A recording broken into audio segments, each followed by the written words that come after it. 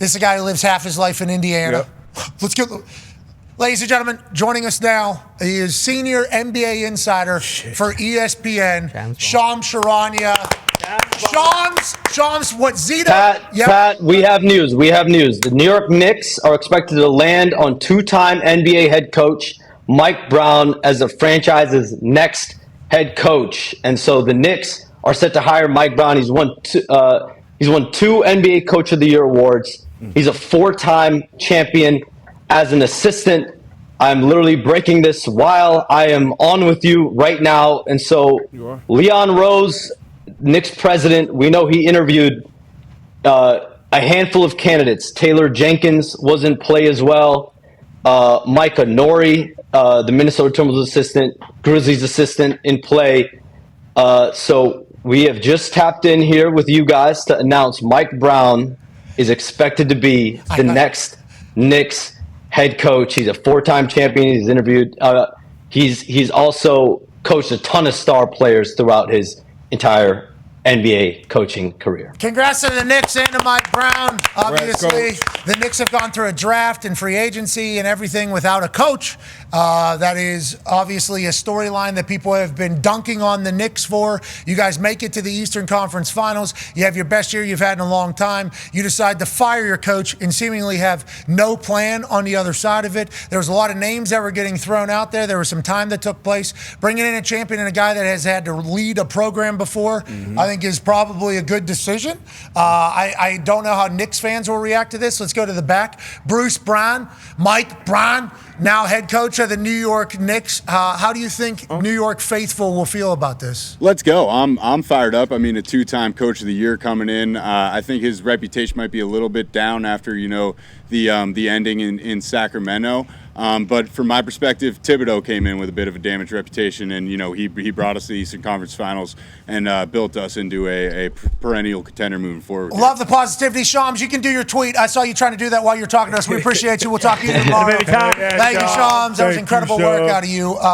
The Knicks get a seasoned coach, a known name. I think that's a big deal whenever you're going to New York. Yeah, for sure. For immediate respect when he walks into that locker room. And I don't know if you remember the video of Mike Brown. I believe he was the head coach of the Sacramento Kings at the time. He's running in practice. Yeah, he's going to get in the trenches in between the lines with the guys. He's going to run sprints, much like MC DC out there. But he brings an attitude. I know a defensive-minded coach, once again, just like Tibbs was. But it's going to be about how they buy into him and how the stars, play with them, starting with Jalen Brunson up there. Big body Brunson Burn, or whatever we want to call him. It always starts with your star players and keeping that. But Mike Brown, he brings that attitude, and he has that instant credibility. So this is good for Mike Brown landing on his feet. Good for the Knicks just having a coach, AJ. That was getting a little bit ridiculous. It felt like, just as somebody that is not an NBA insider or NBA coverer, it was like the team in the biggest market in the Mecca with such a storied franchise has been not good for too long, And then they get into the storyline. We happen to be a part of it with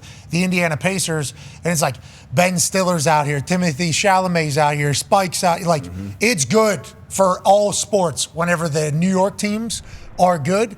And then we see what happens. They get good, and then they fire the coach. It's like, what are you guys doing, man? And then from outside looking in, they got no plan. We're just going to ask every team if we can fucking treat them like a mid-major, we're going to hire their coach. That is. New York Knicks would now like to interview them to be our head coach. And 6 teams are like, no, that is not how this is going to go. So they obviously got mocked and ridiculed. It's like they finally get a head coach. Seems like that team is going to be good regardless. And maybe a new voice in there is the thing that takes him over the hump. Maybe it's Mike Brown. Well, and the way it ended in Sacramento, to Bruce's point, completely valid, sure. But they also completely blew up that team. And if there was a franchise that hasn't won in a while that actually did turn it around, it's Sacramento. I don't think Sacramento's ever been good in my life except for when Mike Brown was there. And you can go back to Bibby and Vlade and those boys too. But that was, White Chocolate. That was a long time ago. And so for him, I think they were the 3 seed 2 or 3 years ago in the West. Yeah, and we've talked about how good the West is. So he's had success in the West. I feel like this is great for the Knicks. It is just kind of your point. He's had no say in any of the free agents or draft picks that they just did. So who knows if that means anything. But I assume there was some agreement like, hey, your style works here. Stick to your style, and let's go back to the Eastern Conference Finals. I'd be pumped. At least you got a dude who's proven it's not some first you got no idea what's happening. I think it's a big market. Obviously, anytime you coach anything in New York, Mike would be ready for that. AJ, he's no stranger to any of it. No, he gets it, but also it's a great spot for Mike Brown. Usually when you get hired as a head coach, the team's garbage, and it's like a rebuild where they're just terrible. So, no, we know the Knicks have a deep playoff run, fire their coach unexpectedly, in my eyes. So, yeah, for Mike Brown, great situation. Hopefully we can go in there and win. That Knicks, if Jalen Brunson's just going to make every shot that he takes, I mean, they're going to be good for a long time.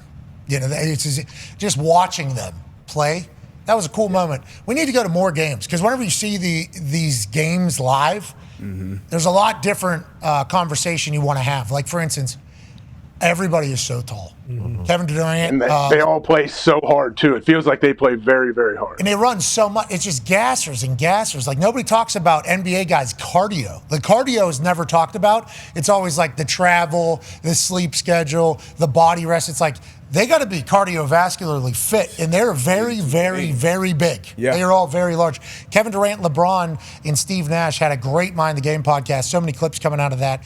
And they talked about how if you're 6'1", Kevin Durant basically was like, I don't know anymore. Like TJ McConnell's been able to make it because he's just absolute dirt dog out there on the offense and defensive side. There was a couple other guys he mentioned that could make it. He said, but with how tall everybody's getting right now, we just call you out, basically. He said on the defensive side, we're going to attack the 6 foot tall guy, and we're going to play over their head until they stop it, and then we kind of move on. That is watching the Knicks. Jalen, obviously another one of those guys, undersized, but obviously an absolute dog. It's like so big, run so much, and they seemingly made every shot. Now, the Pacers better, obviously. We won that series. No big deal, that in your garden, Mike. That in your garden over there.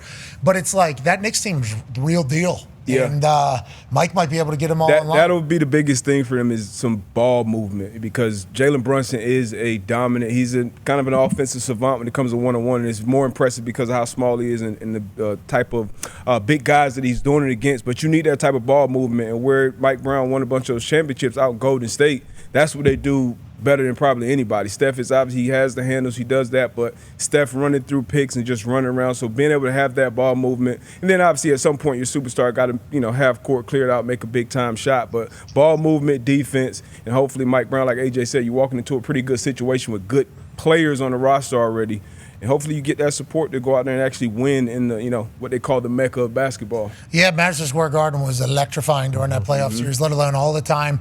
Mike Brown might be the one to lead them all the way. Might be. Wow. See? No. Still got Dolan we'll see what happens. What, in the East? There's no Tatum, there's no Halliburton. Obviously, there's going to be good teams. Yeah, there's a few. We'll see. West is still the West. But to your point about, kind of the size thing, it's like if you go back to Isaiah Thomas. Like Isaiah Thomas was, 5'9", 5'10", and he could score 30 points a game. But every single time when he was on the Celtics, the other team would come down and it would be, okay, let's move the ball. Who's Isaiah Thomas on? Go. Every single time. You get marked. That's a tough spot to be, especially if you literally cannot defend it. Yeah. They did Steph too. Yeah, Steph's 6'4". Kyrie, like Trae Young is a perfect example. Trae Young, probably 6'1", 6'2", and he can shoot it from 40 feet. So he's a super max player. But that's the only reason he's a super max player. On defense, it's just not the same. I would highly recommend listening to LeBron James, Kevin Durant, and Steve Nash talk while they're boozing. Yeah. That was good. Great conversation. All the clips that I've seen have been incredible conversation. And it's like I appreciate the fact that KD is not scared to talk. Yeah. Or tweet. Like we're talking, or tweet. I mean, he just talked shit at some guy named Drew who's got 25 followers. Yep. I mean, it had to get it. Had to be done. Had to be done. That's a great show. I appreciate who is coming in there, having some wine and opening up and talking. It's like, I know that the sports journalists don't love athletes getting into the media world as much as we have and everything like that. But getting a chance to learn from the greats about why they're great and how they're great and the way they view it, I feel like that's a little bit of journalism in the sports world as well. That's a pretty good piece of information to have. And LeBron is going to get things out of Kevin Durant, and Steve Nash is going to get things out of Kevin Durant and ask questions that only motherfuckers at that level can really understand. It's great time.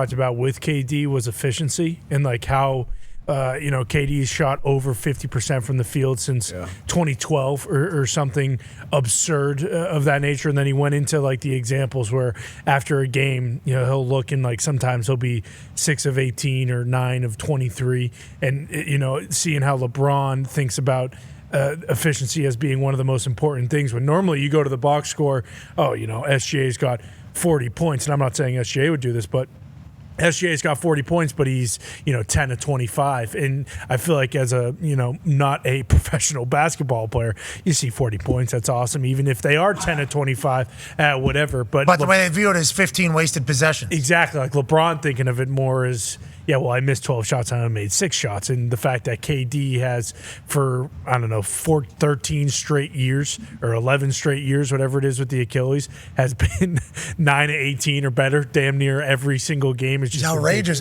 And I've told the story numerous times because I think it's a good piece of information to have about Kevin Durant whenever you think about Kevin Durant, however you think about Kevin Durant.